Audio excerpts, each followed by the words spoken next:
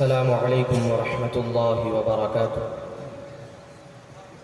الحمد للہ رب العالمین والصلاة والسلام على سید الانبیاء وعلى آلہ واصحابہ ومن تبعهم بإحسان الى یوم الدین، اما بعد۔ زباں بھی کہہ نہیں سکتی، قلم بھی لکھ نہیں سکتا، زباں بھی کہہ نہیں سکتی، قلم بھی لکھ نہیں سکتا، خدا نے دوستو اس شخص کو ایسا بنایا تھا۔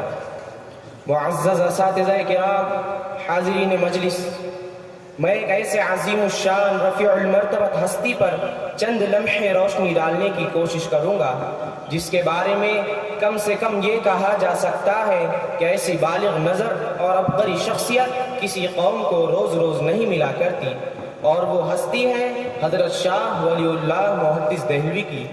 دوستو، حقیقت یہ ہے کہ چند منٹ کے ان لمحوں میں مجھ جیسا کم علم گم زبان تو کیا، عصر حاضر کے وائل و صحبہ بھی حضرت شاہ ولی اللہ صاحب کی شخصیت پر پوری طرح روشنی نہیں ڈال سکتے۔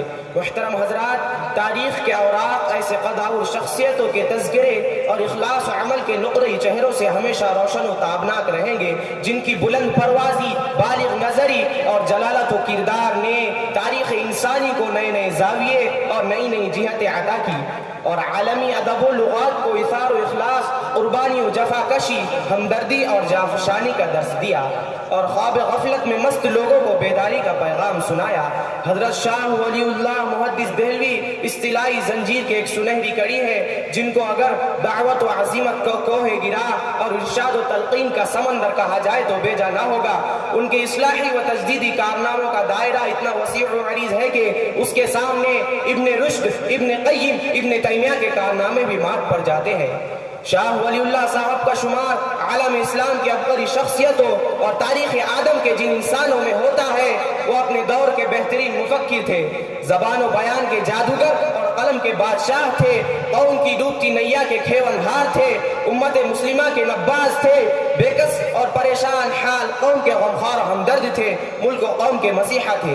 وہ ایک ایسے ناگفتہ بہدور میں پیدا ہوئے جب سلطنت اسلامی کی بنیادیں اکھڑ رہی تھی، غیر ملکی طاقتوں کی سازشیں و تخریب کاریاں پورے شباب پر تھی، سفید نام انگریزوں کا گویا ایک سمندر تھا جو لہریں لے لے کر ٹکڑیوں میں بٹے مسلمان حکمرانوں پر یلغار کر رہا تھا، اور دہلی کے عیش پرست نااہل حکمران ہنوز دلی دور است کا خیالی پلاؤ پکا رہے تھے۔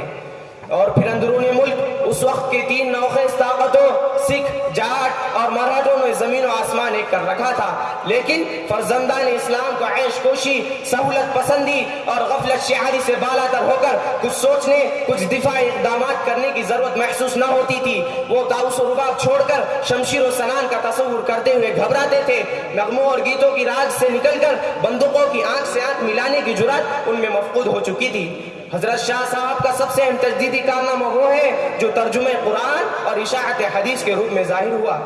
ہندوستان کے تلسماتی و دیوتائی مذاہب، ہندو دھرم کے دیومالائی فلسفوں، مافوق الفطرت مذہبی کرداروں، الف لیلوی نظریات و خیالات کا مسلم معاشرے پر جو عکس پڑ چکا تھا، اس کی بیخ کنی اور انتم سنسکار کے لیے حضرت شاہ ولی اللہ محدث دہلوی جیسی اولو العزم اور عالی دماغ شخصیت کی ضرورت تھی۔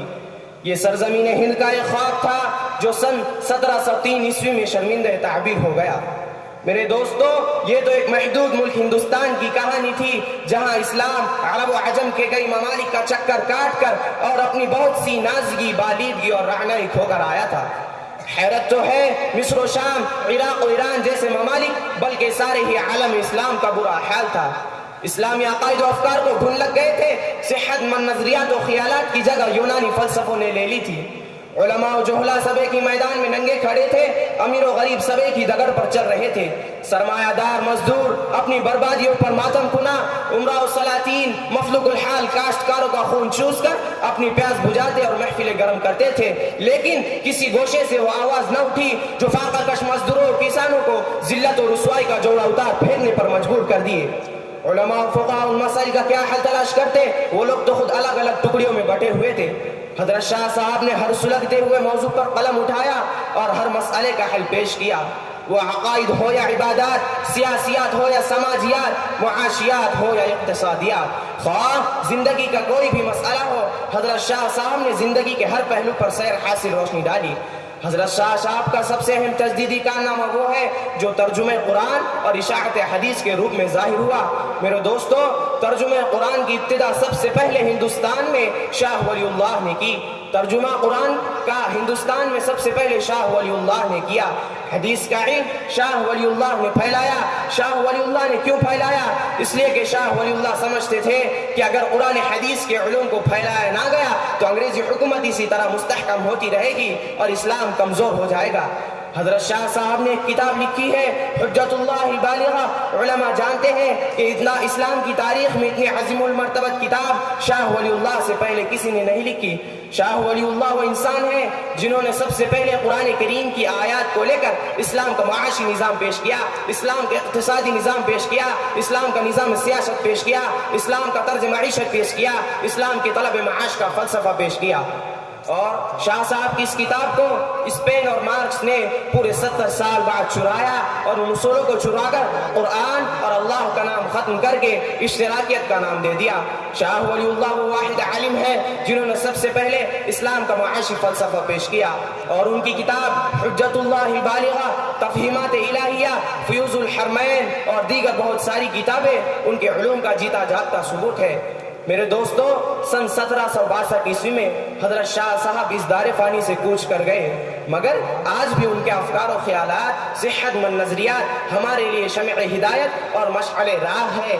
خدا ہمیں توفیق دے کہ ہم بھی حضرت شاہ صاحب جیسا عزم و حوصلہ، علم و عمل، ایمان و یقین اپنے اندر پیدا کر سکے۔ پہنچ سکے تو پہنچ جا تو ماہ و انجم تک، پہنچ سکے تو پہنچ جا تو ماہ و انجم تک، شراب نور سے لبریز ہے یہ پیمانے، وما علینا الا البلاغ۔